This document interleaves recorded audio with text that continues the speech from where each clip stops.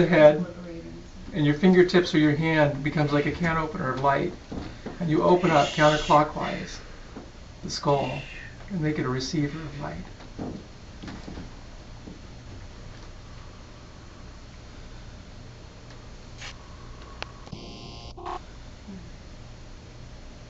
Am I ready to move on? Mm-hmm. Okay. Then you reach into the tabernacle of light. You just call on the light. Really, it's everywhere, but especially if there's a tabernacle of light, as there is in this room. And you thrust it into the heart with the plume. And you find that about a second or so, 2 to 3 seconds after, there's this whoosh of light that passes through you, the wind. And that's your soul's intent. That's welling from your soul. And what you do is you just basically splash cold water on the soul.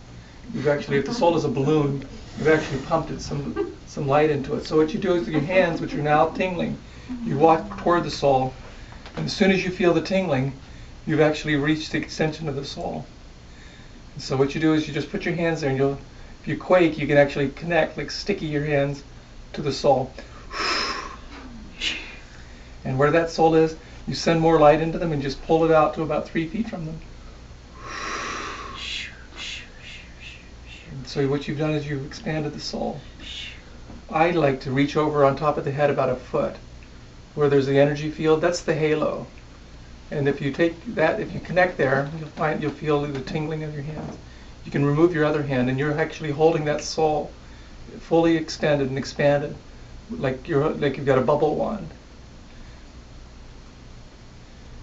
Now, there over the head is the divine column. If you can take your hand that's free and just whack it and splat and quake when you do it, you'll feel the energy. There's a big pillar, a divine column of light that starts tingling, and you can actually feel it over your head too. You've just basically quickened their path of light. And that's enough for now. You just slide your hand off, and you leave the soul expanded. If you back away about 4 or 5 feet, and then come back in, you'll find that when you put your hands, the energy field is going to be right about 3 feet from the heart. You can always test yourself. You can always measure the work that you've done with light. The more you do it, the more you develop the spiritual sense of actually seeing from your soul.